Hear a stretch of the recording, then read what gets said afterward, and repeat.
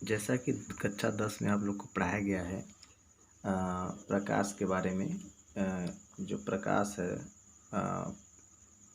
प्रकाश का डिफिनेशन देख लीजिए आप। प्रकाश वह भौतिक ऊर्जा है जिसके द्वारा हम किसी वस्तु को देख सकते हैं या फिर देखने की क्षमता रखते हैं। तो इस प्रकार की ऊर्जा को हम प्रकाश ऊर्जा कहते हैं तथा देखने के इस गुण को प्रकाश कहते हैं। तो स्टूडेंट्स, आप इससे क्योंकि आप क्लास 12th में हैं, इसलिए आपको कुछ बड़ा डिफिनेशन लिखना होगा। आपको कक्षा 10 की तरह नहीं लिखना है। इसके बाद आप प्रकाश किरण के निर्वात में जो चाल होती है, आप जानते हो 3 × 10⁸ मीटर प्रति सेकेंड होता है या 3 × 10⁵ किलोमीटर प्रति सेकेंड होता है। यहाँ पे जो है कि घंटा लिखा हुआ है, इसको हम सेकेंड बना लें और उसके बाद हम प्रकाश किरणों के जो है कि गुण देखेंगे। वैसे आप लोग को थोड़ा बहुत गुण मालूम होगा। Property of ray of light, इसके निम्न गुण होते हैं। प्रकाश की किरणें सदैव सीधी या सरल रेखीय गति करती है। प्रकाश तरंगों की तरंग दैर्घ्य जो होता है लैम्डा, वो लगभग 400 नैनोमीटर से 750 नैनोमीटर तक होता है। तीसरा, प्रकाश किरणें वैद्युत चुंबकीय तरंगों के रूप में चलती हैं। प्रकाश किरणों का अपवर्तन, परावर्तन, विवर्तन इत्यादि होता है। प्रकाश किरण की चाल जो होती है, जो कि ऊपर भी लिखा हुआ है, 3 × 10⁸ मीटर प्रति सेकेंड या 3 × 10⁵ किलोमीटर प्रति सेकेंड होता है। तो बच्चों, इस बात में याद रखिएगा कि कम से कम आपको पाँच गुण तो दिखाना ही पड़ेगा। उसके बाद आप जो अब टॉपिक आपका शुरू होता है मेन, वो है प्रकाश का परावर्तन यानी रिफ्रैक्शन ऑफ लाइट। इसमें क्या होता है कि जैसे चित्र बनाया गया है, आप देख रहे हैं फिगर, इसमें आप देख रहे हो कि एक मिरर है यानी दर्पण है, जिसे हम तल या दर्पण नाम दिए हैं। तो होता क्या है कि ये मतलब एक ऐसी घटना होती है प्रकाश का परावर्तन, जो कि एक ही माध्यम में होता है। और प्रकाश किरण जो होता है वो पहले माध्यम में ही वो तल या दर्पण पे आके टकराती है और टकराने के बाद पुनः वो परावर्तित हो जाती है। क्योंकि वो एक ही माध्यम में हो रही है, इसलिए यह घटना ही कहलाता है प्रकाश का परावर्तन। आपको मैं बता दूं कि मैंने डिफिनेशन लिखा हुआ है यहाँ पर, इसको आप नोट करिए। प्रकाश का परावर्तन वह घटना है जब किसी समान माध्यम में आने वाली प्रकाश किरणें किसी तल या दर्पण पर टकराती हैं, तो वह टकराने के बाद पुनः उसी माध्यम में लौट जाती हैं। इस घटना को प्रकाश का परावर्तन कहते हैं। तो स्टूडेंट्स, आपको ये डिफिनेशन इसी प्रकार लिखना होगा। और इसमें अगर किसी को कोई डाउटेड है तो बताएं, मैं एक बार फिर समझा देता हूँ आपको।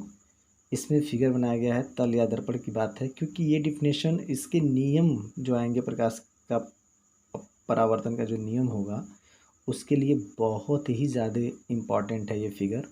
तो फिगर आपको बनाना होगा। तो इस फिगर में आप देख रहे हैं कि जो प्रकाश किरण आ रही है, माध्यम वायु है, वायु दिखाया गया है, पर जो आ रही है प्रकाश किरण, वो प्रकाश किरण जो है कि AB है, जिसे हम आपतित प्रकाश किरण कहते हैं।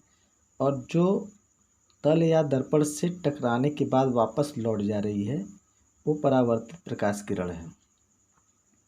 और इसमें जो बीच में जो अभिलंब खींचा गया है वो हमारा अभिलंब कहलाता है। इस प्रकार हम देख रहे हैं कि यम एन जो है आपका तल या दर्पण है और जो यन बिंदु बी पर मिल रहा है, इस प्रकार जो नॉर्मल खींचा गया अभिलंब है वो अभिलंब है और इस बिंदु को हम आपतन बिंदु कहते हैं। आइए इसके नियम के बारे में जानते हैं।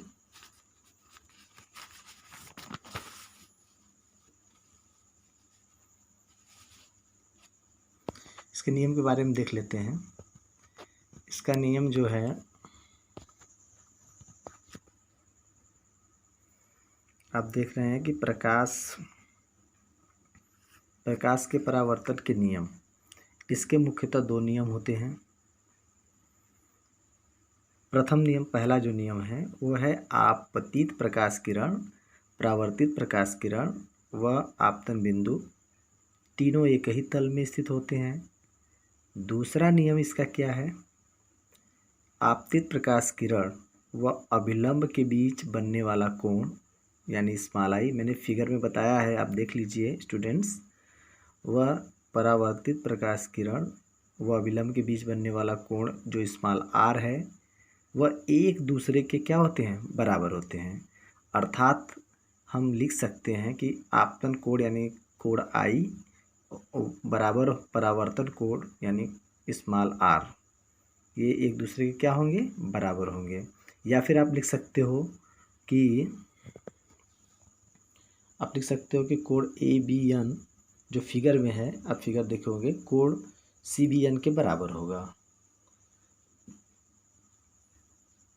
तो अब आइए एक और परावर्तन के बारे में पढ़ लें हम लोग। ये आप देख रहे हैं, ये है अनियमित प्रकाश का परावर्तन। अनियमित मतलब होता है इरेगुलर लाइट यानी रिफ्लेक्शन ऑफ इरेगुलर लाइट। तो इसके बारे में हम थोड़ा सा आपको समझा दें। प्रकाश की वह घटना जब किसी खुरदरी मीन्स जैसे सड़क है या दीवार है या चट्टान हो, यानी जो खुरदरा टाइप का हो आदि, प्रकाश आपतित होता है, मतलब प्रकाश उस पर आपतित होता है खुरदरी चीज़ पर, तब वह विभिन्न दिशाओं में फैल जाता है।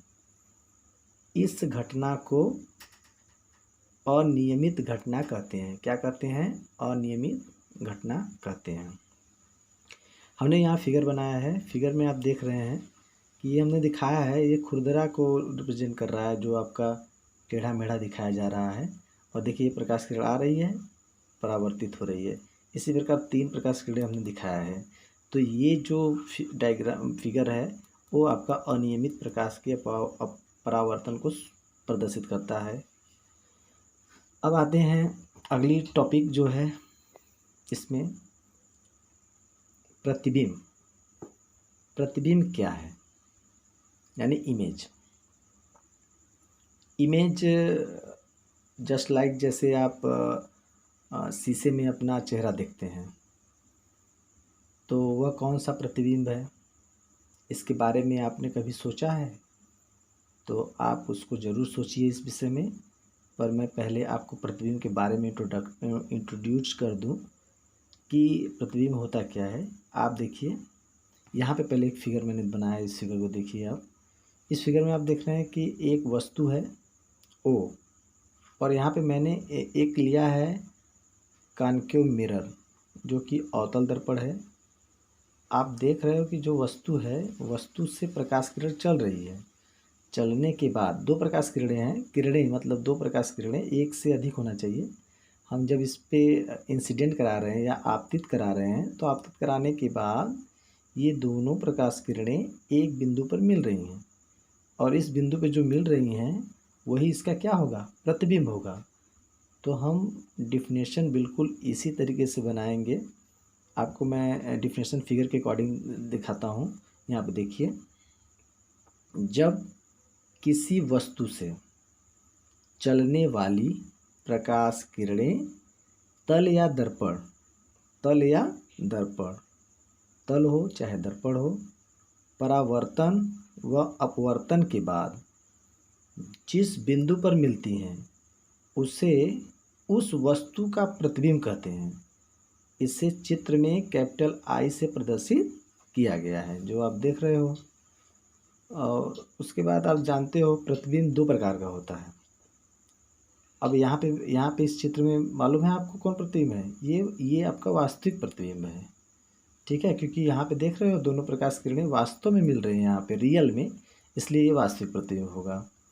इधर देखिए, दो प्रकार का होता है। पहला है वास्तविक प्रतिबिंब, जैसे मैं बताया था आपको, यानी रियल इमेज, और दूसरा होगा आभासी प्रतिबिंब यानी वर्चुअल इमेज। तो बच्चों, आपको अगर यह वीडियो में अगर किसी कन्फ्यूज़न है तो हमको ज़रूर बताइएगा। ओके।